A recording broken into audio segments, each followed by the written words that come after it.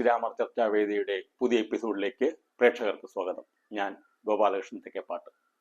പല പാരൻസിനും സമയം ലഭിച്ചാൽ പോലും തങ്ങളുടെ കുട്ടികൾക്ക് ഇംഗ്ലീഷിലുള്ള ചെറിയ സംശയങ്ങൾ പോലും പരിഹരിക്കാൻ അവർ കഴിയാതിരിക്കുന്നത് പലപ്പോഴും എൻ്റെ ശ്രദ്ധയിൽപ്പെട്ടിട്ടുണ്ട്.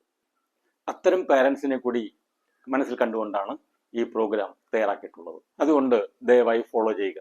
എന്തെങ്കിലും സംശയമുണ്ടെങ്കിൽ പിന്നീട് റെഫർ ചെയ്യാൻ എളുപ്പമാകുമല്ലോ. കൂടുതൽ ആളുകളിലേക്ക് ഈ ചർച്ചാവേദി എത്തിക്കാനായി പരമാവധി ഷെയർ ചെയ്യുക. നിങ്ങളുടെ അഭിപ്രായങ്ങളും മാർഗനിർദ്ദേശങ്ങളും സംശയങ്ങളും കമന്റിൽ നൽകുക. ഫോളോ ചെയ്യാൻ മറക്കരുതേ.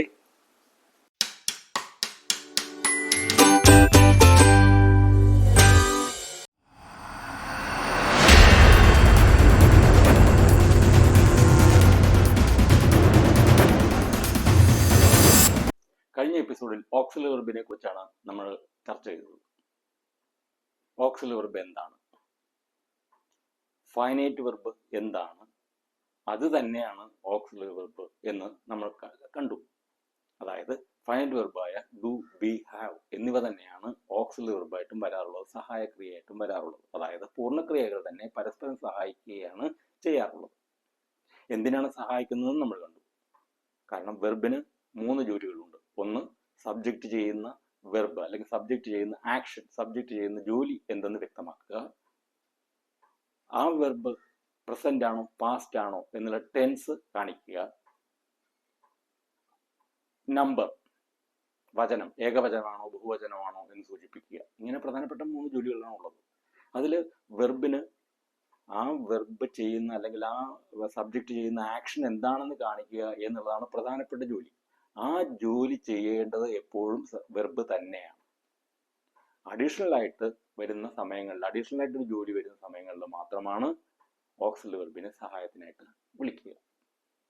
അപ്പൊ ഇതില് ഡു എന്നുള്ള ഓക്സിലറി വെർബ് അല്ലെങ്കിൽ ഡു എന്നുള്ള ഫൈനൈറ്റ് വെർബ് എപ്പോഴാണ് സഹായക്രിയയായിട്ട് മറ്റ് വെർബിനോടൊപ്പം പോവുക എന്നാണ് നമ്മൾ ഇന്ന് ചർച്ച ചെയ്യാൻ പോകുന്നത്. അത് എന്തിനാണ് ഓരോ ഓക്സിലറി വെർബ് പ്രത്യേകം ഡ്യൂട്ടീസ് എന്തിനാണത്? ഒരു എക്സാമ്പിൾ പറയാം. നമ്മുടെ വീട് പണി നടന്നുകൊണ്ടിരിക്കുകയാണ്. ഒരു 50 അല്ലെങ്കിൽ 100 ചാക്ക് സിമെന്റ് കൊണ്ടുവന്നു. നമ്മൾ ഒരിക്കലും വീട്ടിലുള്ള ആൾക്കാരെ കൊണ്ടോ അല്ലെങ്കിൽ വീട്ടിലുള്ള ജോലിക്കാരിയെ കൊണ്ടോ ജോലിക്കാരനെ കൊണ്ടോ അത് ചെയ്യിക്കാറില്ല. നമ്മൾ എന്ത് ചെയ്യുന്നു? ഈ സിമെന്റ് അൺലോഡ് ചെയ്യാനുള്ള ലോഡിങ് അല്ലെങ്കിൽ ചുമട്ട തൊഴിലാളികളെ നമ്മൾ വിളിക്കുന്നു. അവരത് അകത്ത് ചെയ്തിരിക്കുന്നു.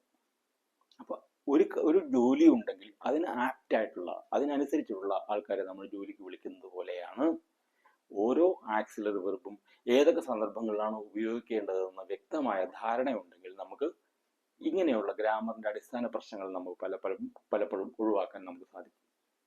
അതുകൊണ്ട് ഡൂവിനെ എപ്പോഴാണ് നമുക്ക് ഒരു സഹായത്തിനായിട്ട് വിളിക്കുക എന്ന് നോക്കാം. ഒന്നാമത്തെ ജോലി, ഒരു നെഗേഷൻ അല്ലെങ്കിൽ ക്രിയ നിഷേധകമാകുമ്പോൾ നമ്മൾ അത് കാണിക്കാൻ വേണ്ടി നമ്മൾ നോട്ട് എന്ന് ചേർക്കുകയാണ് പതിവ്. വെർബിന്റെ കൂടെ നോട്ട് എന്ന് ചേർക്കുക. വന്നു, വന്നില്ല, പോയി, പോയില്ല, പാടി, പാടിയില്ല എന്നതുപോലെ ഇംഗ്ലീഷിൽ നോട്ട് എന്ന് ചേർക്കുകയാണ് പതിവ്.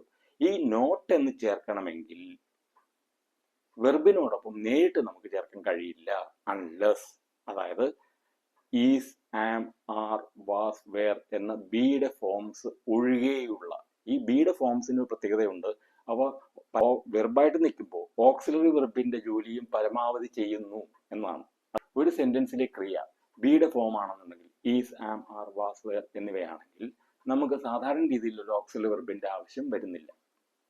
ഇവയൊഴികെ ബിയുടെ ഫോം അല്ലാതെ വേറെ ഏതൊരു വെർബ് വരികയാണെങ്കിലും നമുക്ക് ഈ പറഞ്ഞ കാര്യങ്ങളിൽ, ഇപ്പൊ നെഗേഷന്റെ കാര്യമാണെങ്കിൽ തന്നെയും ഒരു ഡൂവിന്റെ ഒരു ഫോം വേണ്ടി വരും. ഏതെങ്കിലും ഓക്സിലറി വെർബുകൾ, മോഡൽ ഓക്സിലറി വെർബ് ആയിക്കോട്ടെ, മോഡൽ ഓക്സിലറി വെർബ് ഉണ്ടെങ്കിലും നമുക്ക് എന്ത് വേണ്ട, വേറൊരു ഓക്സിലറി വെർബിന്റെ ആവശ്യമില്ല. അപ്പം ഒരു മോഡൽ ആക്സിലറിയോ ബിയുടെ ഫോമോ ഇല്ലെങ്കിൽ മാത്രമാണ് നമ്മൾ ഡൂവിനെ ഉപയോഗിക്കുന്നത്. എപ്പോഴും ഫോർ ഫോർമേഷൻ ഓഫ് നെഗേഷൻ അല്ലെങ്കിൽ നെഗറ്റീവ് സെന്റൻസ് ആക്കാൻ വേണ്ടി. ഉദാഹരണം പറയാം. He is a singer. നമുക്ക് അവിടെ he is do not a singer വേണ്ട. He is not a singer. He can sing, he cannot sing. ഡൂവിന്റെ ഫോം വേണ്ട. ഇവയൊന്നും ഇല്ലാത്ത സന്ദർഭങ്ങളിലാണ് ഇത് ഉപയോഗിക്കേണ്ടി വരിക. For example, I sing. I sing not ചേർക്കണമെങ്കിൽ I do not sing. He sings, he does not sing. I have a pen, I do not have a pen. കാരണം I have a pen have വേർബാണ്.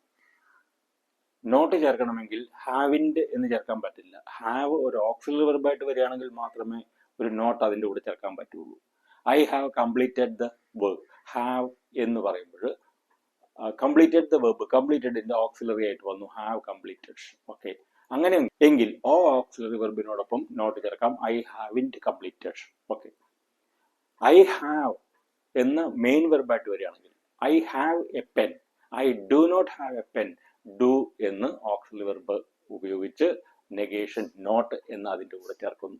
Not ചേർക്കാൻ വേണ്ടിയാണ് നമ്മൾ do എന്ന form ഉപയോഗിച്ചത്. Second, formation of question. ചോദ്യങ്ങൾ ഉണ്ടാക്കുമ്പോൾ questions form ചെയ്യുന്ന സമയത്ത് ക്വസ്റ്റ്യൻ വേർഡ് കഴിഞ്ഞ ഉടനെ അല്ലെങ്കിൽ സബ്ജക്റ്റിന് തൊട്ട് മുമ്പായിട്ട്, ക്വസ്റ്റ്യൻ വേർഡ്സ് ഇല്ലാത്ത ക്വസ്റ്റ്യൻസും ഉണ്ടാവും, അങ്ങനെയെങ്കിൽ സബ്ജക്റ്റിന് തൊട്ട് മുന്നിലായിട്ട് ഡൂവിന്റെ ഫോം ചേർക്കും. ഡൂവിന്റെ ഫോം ഡു എന്നോ ഡസ് എന്നോ ഡിഡ് എന്നോ ചേർക്കാറുണ്ട്. അതും ഈ പറഞ്ഞതുപോലെ ഒരു മോഡൽ ഓക്സിലറിയോ മറ്റേതെങ്കിലും ഓക്സിലറിയോ ഇല്ലാതിരിക്കുന്ന സമയത്ത് മാത്രം. ബിയുടെ ഫോം അവിടെ വരികയാണെങ്കിൽ നമുക്കൊരു ഓക്സിലറി വെർബിന്റെ ആവശ്യമില്ല. ബിയുടെ ഫോം ഒരു വെർബായിട്ട് വരികയാണെങ്കിൽ അതിന് പിന്നെ ഓക്സിലറി വെർബിന്റെ ആവശ്യമില്ല. അല്ലാതെ ഒരു വെർബ്, അത് ഡു ആയിക്കോട്ടെ ഹാവ് ആയിക്കോട്ടെ ഏത് വെർബ് ആയിക്കോട്ടെ, അവിടെ നമുക്ക് എന്ത് വേണം? ഡൂവിന്റെ ഒരു ഫോം യൂസ് ചെയ്തേ പറ്റൂ. ഈസി ക്രൈയിങ് ക്വസ്റ്റ്യൻ ആണ്, ഡൂവിന്റെ ഫോം ഇല്ല.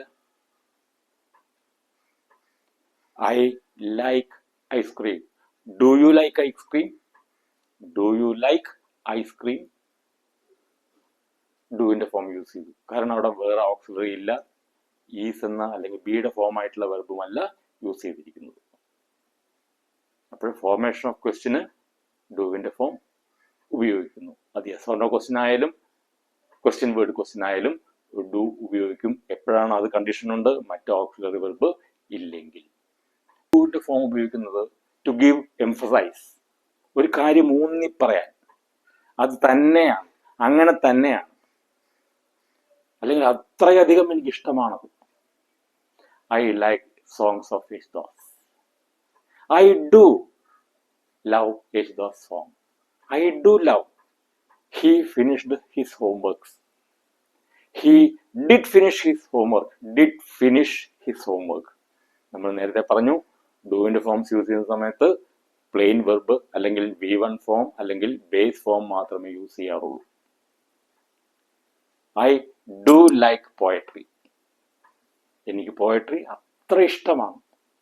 അത്രയും നമ്മൾ ആ ഇൻസിസ്റ്റ് ചെയ്യാൻ വേണ്ടി, എംഫസൈസ് ചെയ്യാൻ വേണ്ടി നമ്മൾ ഡൂവിന്റെ ഫോംസ് യൂസ് ചെയ്യുന്നുണ്ട്.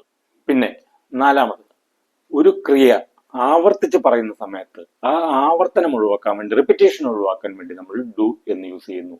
ഒരു എക്സാമ്പിൾ പറയാം. Do you like her? Yes I do. കണ്ടോ, യെസ് ഐ ലൈക്ക് ഹെർ എന്ന് പകരം ഐ ഡു, എനിക്കത് ഇഷ്ടമാണ് എന്ന് നമ്മൾ രണ്ടാമത് റിപ്പിറ്റേഷൻ ഒഴിവാക്കി അതേ വെർബ് യൂസ് ചെയ്ത് പറയുന്നു. അപ്പോൾ ഇതൊക്കെയാണ് സാധാരണ രീതിയിൽ ഡു എന്ന് ഫൈനൈറ്റ് വെർബ് ഓക്സിലറി ആയിട്ട് യൂസ് ചെയ്യാൻ വേണ്ടി വരുന്ന സന്ദർഭങ്ങൾ.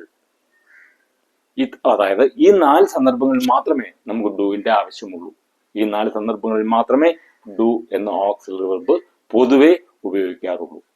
ഇനി ഇതിൽ കൂടുതൽ യൂസേജസ് ഡൂവിനെ കൊണ്ട് അല്ലെങ്കിൽ ഡു എന്ന ഓക്സിലറി വെർബ് കൊണ്ടുണ്ടെങ്കിൽ ദയവായി കമന്റിൽ തരിക, നമുക്ക് അത് ഒരുമിച്ച് പഠിക്കാം. Thank you. ഇനി അടുത്തത് ബി എന്ന ഫൈനൈറ്റ് വെർബ്. ബി എന്ന ഫൈനൈറ്റ് വെർബ് ഏതൊക്കെ സന്ദർഭങ്ങളിലാണ് ഓക്സിലറി ആയിട്ട് യൂസ് ചെയ്യേണ്ടത് എന്നാണ് അടുത്ത് നമുക്ക് പരിശോധിക്കാനുള്ളത്. അത് അടുത്ത എപ്പിസോഡ്.